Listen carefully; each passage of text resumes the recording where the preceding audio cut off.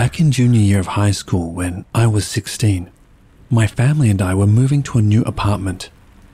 Near the end of the day, me, my dad, and a family friend, who I didn't really know then and haven't talked to since, were walking from the apartment to the elevator so we could go to the car and grab the last things from it. When my dad stepped into the elevator, the door closed almost immediately. It was specifically weird because the door had only been opened for a couple of seconds, and it closed way faster than I've seen an elevator door close before or since. The door won't open, so we're all confused. We're talking to Dad. He can hear us, and we can hear him.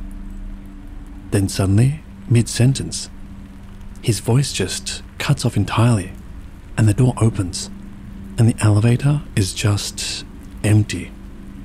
So me and the family friend just sort of stare for a second. I step in and look around. No sign of Dad. I step back out of the elevator, and immediately the doors close again, and then reopen, and Dad's just standing in the middle of the elevator, looking dumbfounded. So we ask him what happened. He explains, from his perspective, that after the elevator door closed, at one point he stopped hearing us and the elevator went up.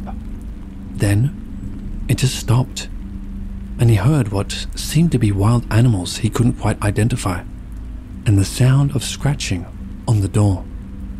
This felt like it lasted around 5 minutes to him, before suddenly the elevator door opened, without the elevator ever feeling like it went back down.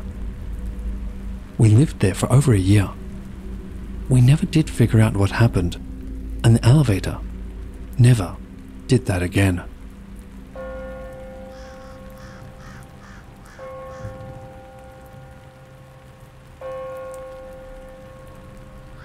My daughter got a book for Christmas. It's this really sweet little book that plays the tune of Row, Row, Row Your Boat, and each page has some artwork on it. The first page has 4 ducks floating down the same stream, 3 yellow ducklings, and 1 brown duck. The ducks are all facing the same way. Now, this is important. My daughter is 1, so right now she loves counting and repetition. Every time we see the ducks, she points to them, and I count them out aloud. I've done this at least 100 times already. I'm not even kidding. She loves this book and won't leave it alone. My husband has also read it to her loads, and he saw what she was pointing at. And he saw that she was pointing at the ducks, so he started counting aloud too. I was reading it to her this morning. It's a very short book, only like 8 pages. And my husband was watching. Everything was normal until my daughter flipped to the first page again with the ducks, and my husband and I at the same time went, "What the hell?" The duck at the back of the line is facing the other way. I shit you not. I've looked at these ducks so many times over the last few days. I've counted them out God knows how many times, and they were all facing the same way. I would literally bet my life on it. I thought at first I could maybe explain it as overtired parent gets it wrong, though honestly, I know this book like the back of my hand, so it seems like a massive stretch. But it's also the fact that my husband noticed at the exact same time as me and was weirded out too. We both looked at each other and back at the duck, and we're both in agreement that it's changed.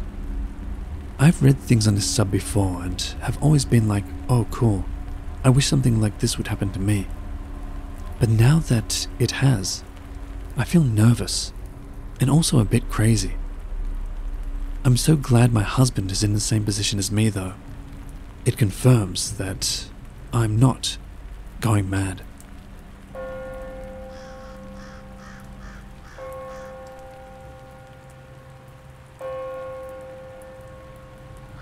I have an 18-month-old baby girl, and part of our routine is every Monday we walk from our flat to a park and back, via a different route through another park because she likes to look at the cherry blossoms. We've done this every single Monday for about 13 months now. I never change the route, and it's roughly the same time every week. We took off, got to the first park, and all was okay. But for some strange reason, I felt like I was in a panic. My heart rate was high. I felt a bit anxious. I didn't really want to stay, but my daughter was having a good time. Eventually, I worked out that there was no one else in this park, just us. And it's usually quite full, so I thought that must be it. We started our walk home, where we changed the route to walk through the second park, which has the cherry blossoms. I know this route like the back of my hand. We crossed at a set of lights, and then take the first right, and up the hill to the park. Not a complicated route. I was walking with my head down, and suddenly realized I have no idea where I am. I've never seen this road before. I've lived in this city for 16 years. It felt completely off. No cars, no leaves. Every road here is covered in them, and conkers. No wind. It was deadly silent. I went to stop and walk back the way I came, presuming somehow I'd managed to screw up the route. Suddenly a car drives past with a woman in a brown jacket and a hat and a pair of black sunglasses. I think, well, I'll just keep going. We'll end up at the park somehow. Then another red car, same woman, with the same jacket, hat and glasses, but the car is slightly different. I think that's a bit bizarre. Then it happens again. Red car, woman in a brown jacket with a hat and glasses. I pick up the pace and go down a different street, but something felt really bad about going that way. So I kept going straight, and after about 20 minutes of walking, I get to the end, and I'm on the road that takes me to the park I was aiming at. But suddenly, all noises, leaves, and cars are back. I go to the park and check my phone, and it's 2 p.m. I left the first park at 10:45 a.m. It takes 25 minutes to get from that park to the second one. I couldn't have been walking for more than 20 minutes down that street. The following day, I woke up early for work and I couldn't stop thinking about the road, so I left earlier in my car, and I couldn't find it anywhere. I tried 2 different ways, where I entered and where I exited, and the routes I ended up on were not that road I walked down. I just can't work it out. I couldn't sleep for 2 days thinking about it, and now I can't stop seeing the face of the woman in the brown jacket, but I don't remember ever actually acknowledging what she looked like at the time.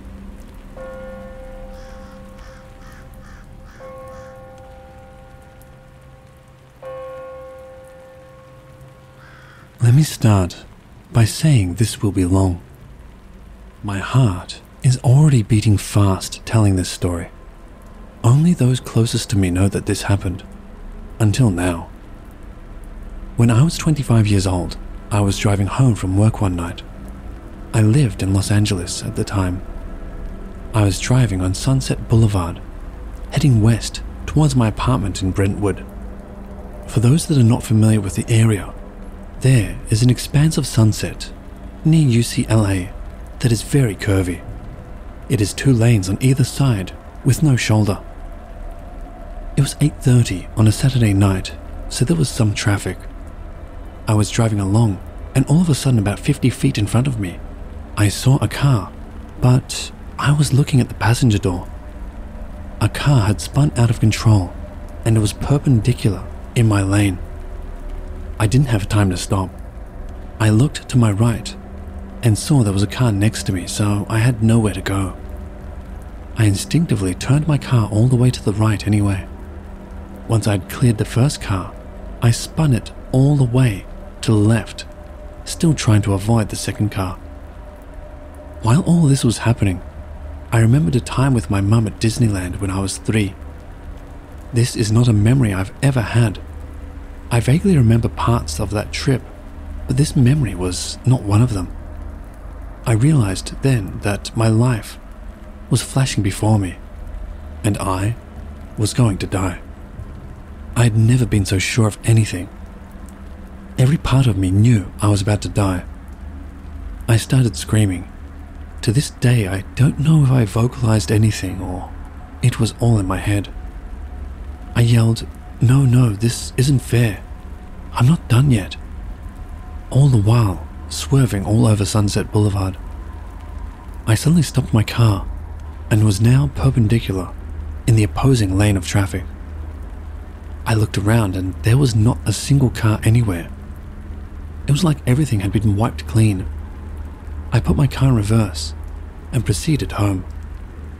I did not see a single car the rest of my way. I was only 5 minutes away from home at that point, but Sunset Boulevard on a Saturday night was completely empty. I got to my apartment and parked on the street. I didn't see one person. While walking to my apartment, I came to the conclusion that I had died, and because I said no, I was stuck in some limbo.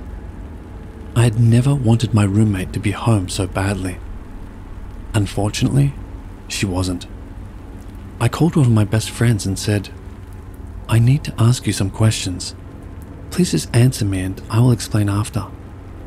I asked her my name, my age, what city we lived in, and the date. Obviously, she was very alarmed. I explained that I thought I was dead, and I wasn't sure I was really on the phone with her. She tried to convince me that I was alive and that everything was okay. There was no way mathematically to escape it. There was nowhere for the car on the right to go. This moment has haunted me my whole life. There have been times when I have questioned my existence. I have wondered if my life since has been a very detailed death trip and I'm actually lying on Sunset Boulevard, bleeding out. After many years of meditation, spiritual practice and belief in quantum physics, I wonder what life I jumped into.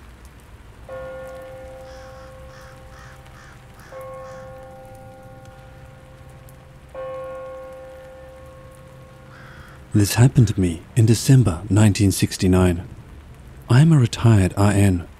I've experienced or witnessed many things that are beyond understanding, but I am also a critical thinker, and my story changed my thoughts on our limited view of reality forever. I was with my high school boyfriend on a typical Friday date night in Jeffersonville, Indiana. After socializing with friends at the local hangouts, we would ride out on the rural back roads that were located between downtown and my home in a subdivision. There were dairy farms and cornfields on either side of the road for about 6 miles. The few homes along this stretch sat on the back of properties, and there were a couple of equipment paths that led to small open fields that were our, teenagers, parking spots. Past that, the 2-lane narrow road was heavily wooded, with no homes or cleared property for 10 miles. This particular road had many curves and hills, which is typical for southern Indiana. Sparse population and teenage driving led to many accidents. There were no cell phones in those days, and SOP if one saw an accident was to stop, help, and pray for another motorist to appear, to flag down descent to the nearest house to call the police and ambulance, or transport the victims to the hospital yourself. It was a very cold December night, and snow flurries began. We left our parking area immediately as my curfew wasn't to be missed. The remainder of our drive to my home was through the wooded area, and on straightaways, we saw taillights quite a bit ahead. As we were approaching the second sharp curve, we saw headlights shining from ground level and at an angle towards us. We immediately slowed and pulled as far off-road as possible. The grille was damaged and the passenger side had struck trees. The headlights in the otherwise pitch-black night were blinding. A fully restored, beautiful 1956 Chevy had apparently tried to take the curve too fast and had lost control. the car was off the road on its roof. My boyfriend, Greg, grabbed his flashlight, got another for me, along with a first aid kit from the trunk, and we ran to assist anyone that might be injured. The headlights had kept us from seeing how many passengers the car held. I clearly remembered my heart pounding from the adrenaline and my mind fearing injuries as nobody was shouting back to our calling out and nobody was attempting to get out of the car. I could smell the strong odor of gasoline and burnt rubber.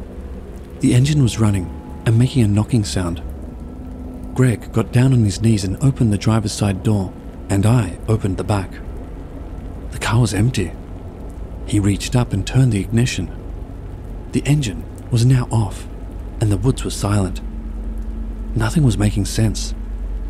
Our headlights and flashlights were giving us light, and we started searching for a possible injured person. The windows were rolled up and starting to fog. Greg had already searched the interior. At this point, our assumption was that the driver must have gotten out and we just hadn't seen him or her. We didn't understand why they hadn't answered us as we ran to help, or why the car had been left running. We continued to search for a person around the wreck. We tried to go into the woods, but the underbrush and steep embankment was impossible to climb. At this point, we decided whoever was driving may have just walked away. We got back to Greg's car and drove slowly 3 miles back, then turned around and drove slowly the next 6, fully expecting to find someone needing a ride home or to a phone. We were relieved that the driver must not be hurt, but couldn't imagine why they didn't see us and how they had left on foot without us seeing them. No other vehicles had come down the road. At this point, the remaining road we drove was covered with snow, and we saw no tracks. There were no houses. We went to my house where my parents were waiting as I was really late. Greg told my father what had happened, and then described the car and how beautifully restored it was, in case he knew to whom it belonged. The whole incident just left us baffled.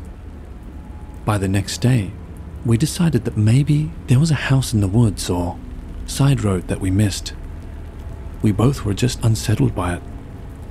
We didn't know why we were worried about what now appeared to be a non-event. The next day we went back to the scene of the accident.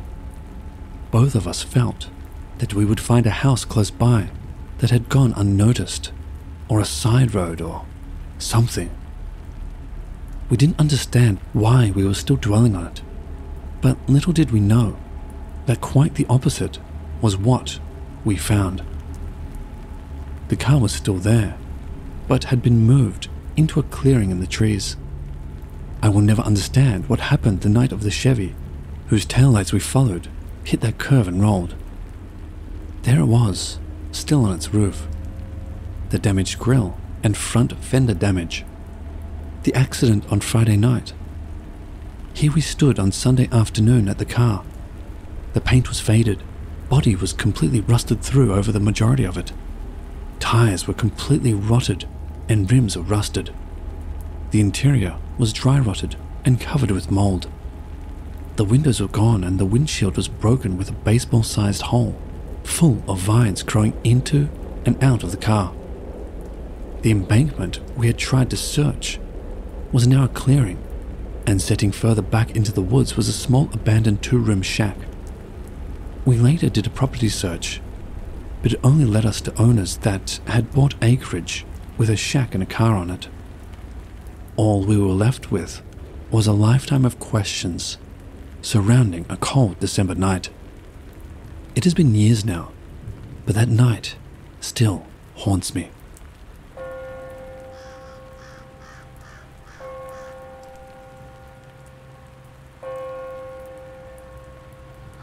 I have never openly shared this story, aside from telling a couple of people that I'm closest to.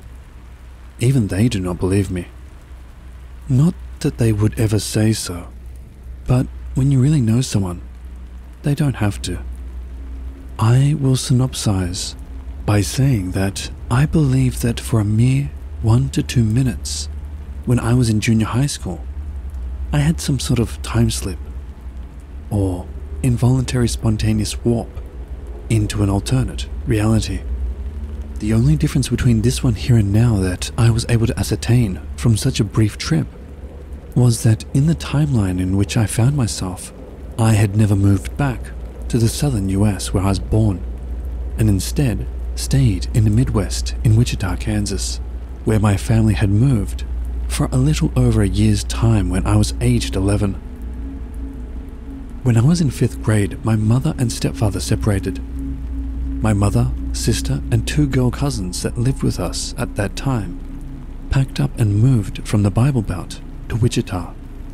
My older brother, who is a good bit older than I am, had met a woman online who lived there and married her, so he urged us to come to the Midwest where he had found happiness. So we did. I actually really loved it there, but just as I had started to find my stride and feel like I belonged, after about a year exactly, my mother had decided to move back to our original tiny southern town. She was having a hard time with her mental health and had reconciled with my stepfather. So I reluctantly said goodbye to the city life I'd grown to love and my new friends, and picked up right where I left off with my lifelong friends at the school I'd attended most of my life in my hometown. Looking back, I can see that as a defining moment to how the rest of my life was to go. If I had stayed there, I'd be a different person right now, without a doubt. But at that moment, I was still just a kid, so I didn't really get too meta about it. I was sad to say bye, but happy I didn't have to completely start over in an unfamiliar place. Now for my time slip, warp, or whatever you want to call it.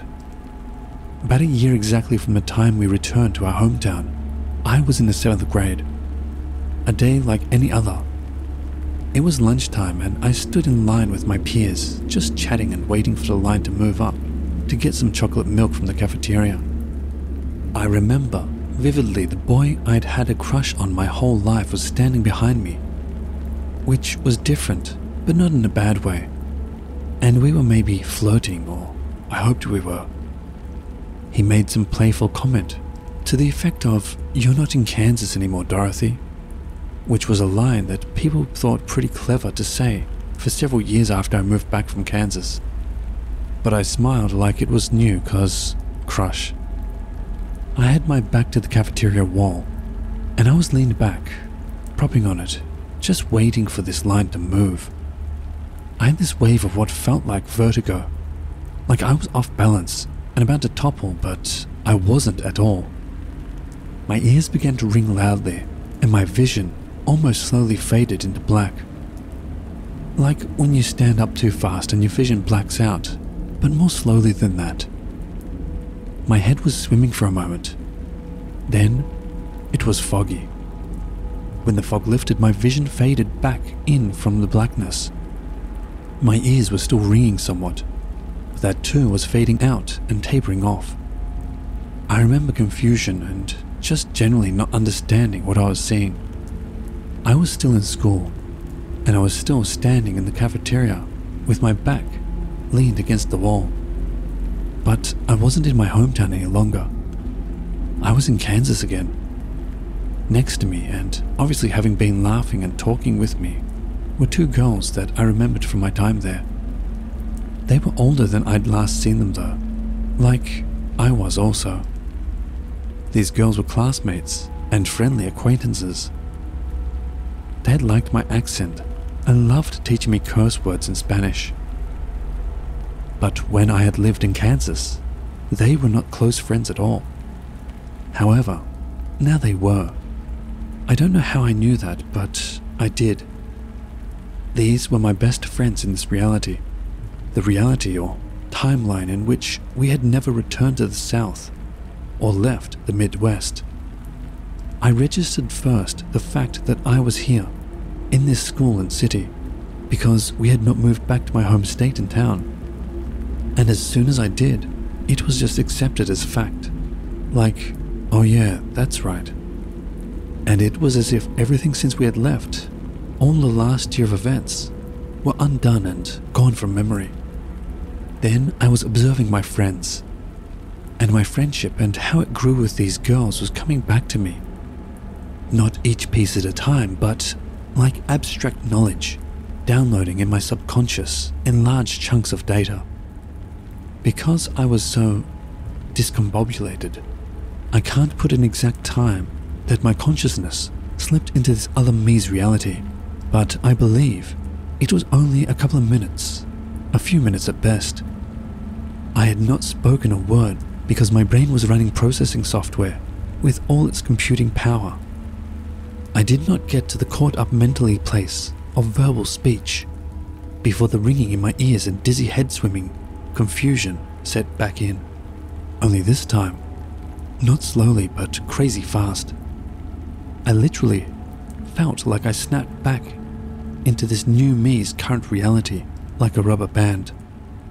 It was like the universe had noticed its mistake and snapped me back, correcting its error as quickly as possible. I think the correction put me back at the same moment in time I was at before the slip, because no time seemed to have gone by for anyone else. I looked around and said, "Am I back here with y'all now?" to my crush, to which he just looked at me like I wasn't making sense and said that the line was moving, and that was that. Anyone experienced anything like this or comparable?